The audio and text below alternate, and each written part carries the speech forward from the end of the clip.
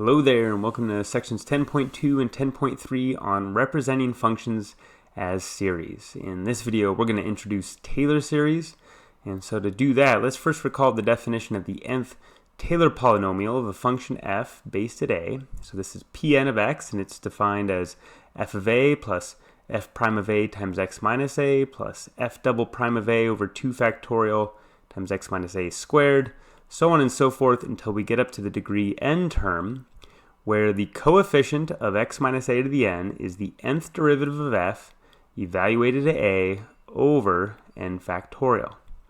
All right, now a key takeaway from the last section was that for nice functions, and I'll say a little bit more later on what I mean exactly by nice, but for now I'll just say for nice functions f, we have that the nth Taylor polynomial Pn of x is a good approximation to f of x provided x is close to a. And furthermore, this approximation gets better as n increases. Okay, so if we go back to the example of e to the x that we saw in the last section, okay, we have the linear approximation p1 of x based at a equals 0. You see that here in blue. Then we have the quadratic, then the cubic, then the quartic, and so on. Okay, and we can see here that as n increases, our approximation of this exponential curve is getting better. All right, so now this leads us to the following question. If the approximation gets better and better as n increases, what would happen if I took the limit of Pn of x as n approaches infinity? Well, since the approximations are getting better as n gets bigger, it seems plausible, right, to think that Pn of x will converge to f of x itself. And as we're going to see, that's oftentimes the case. All right, so that leads us to the following definition. Okay, we're going to define the Taylor series of f based at a to be the limit of Pn of x as n approaches infinity. Okay, now, whereas for the nth Taylor polynomial, Pn of x, this is a finite sum up to the degree n term. The Taylor series is an infinite sum. Okay, so another way to say this is that Pn of x really is the nth partial sum to the Taylor series. All right, now we can write this series expansion in sigma notation as follows. Okay, so we're summing this expression, okay, where the coefficient of x minus a to the n is the nth derivative of f evaluated at a over n factorial, and here the index n starts at 0.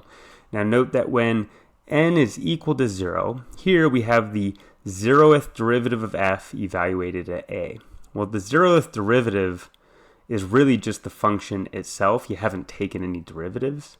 Okay, so here we just get f of a. Now 0 factorial, recall by definition, is 1. And x minus a to the 0 is 1. So when n is 0, we just get this, f of a. Okay, now if n is 1, we get the first derivative evaluated at a, that's just f prime of a. 1 factorial is 1, and x minus a to the first is x minus a, so we get this term right here when n is 1. Then we get this quadratic term when n is 2, then this cubic term when n is 3, so on and so forth. All right, so now, going back to this discussion on approximation, right? So again, the approximations get better and better, and it does turn out that for at least nice functions, okay, this limiting value of Pn of x is equal to f of x itself for all x on some interval containing the space point a. All right, now by definition, that limit, right, is the Taylor series, and we wrote the Taylor series in sigma notation here. So another way to say this is that f of x is equal to its Taylor series based at a. Okay, and saying that this function f of x is equal to this series, that's really the sense in which we say we're representing a function as a series. Okay, and this is really the main objective of these next few sections.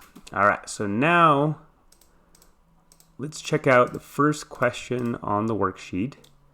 So this is just a terminology question. In part A, well, we've already done this. It says, write down the formula for the Taylor series of a function f centered at a. Now, one comment there, based versus centered.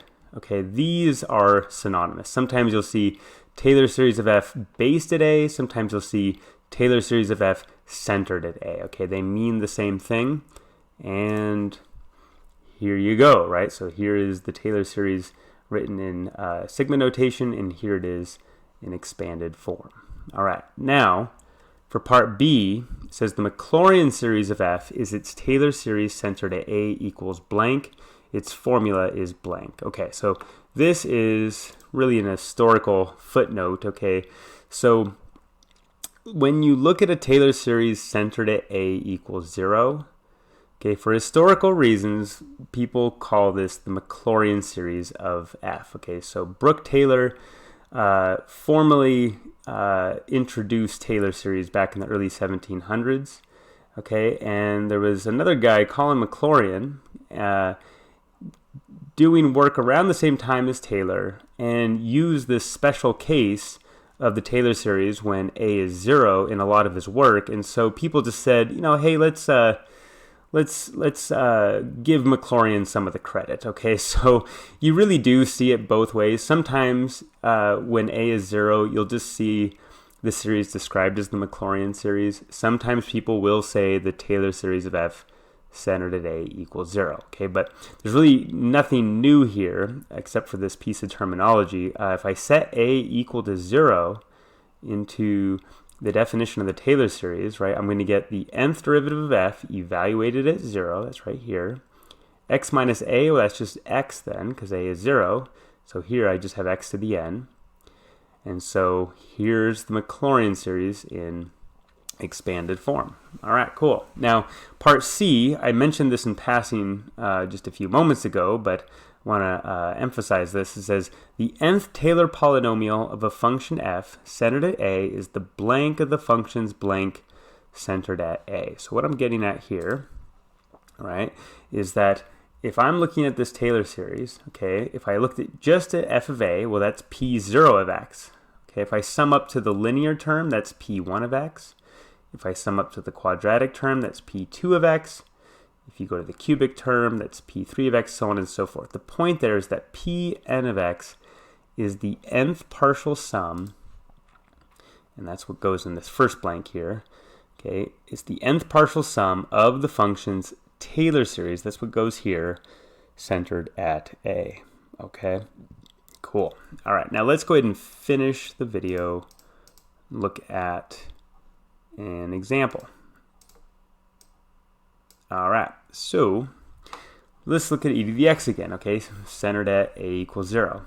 Now, in the last section, right, we computed Pn of x, the nth Taylor polynomial, centered at A equals 0, to be 1 plus x squared over 2 factorial, plus x cubed over 3 factorial, so on and so forth until you get to x to the n over n factorial. All right, so now the Taylor series of e to the x based at A equals 0, and by part B of this first question, I could just as well call it the Maclaurian series of e to the x, is, again, by definition, the limit of Pn of x as n approaches infinity, right? So I'm going to get this infinite sum, 1 plus x squared over 2 factorial, plus x cubed over 3 factorial, so on and so forth.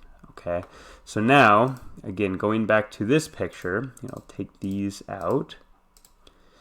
Okay, we've seen this now as well.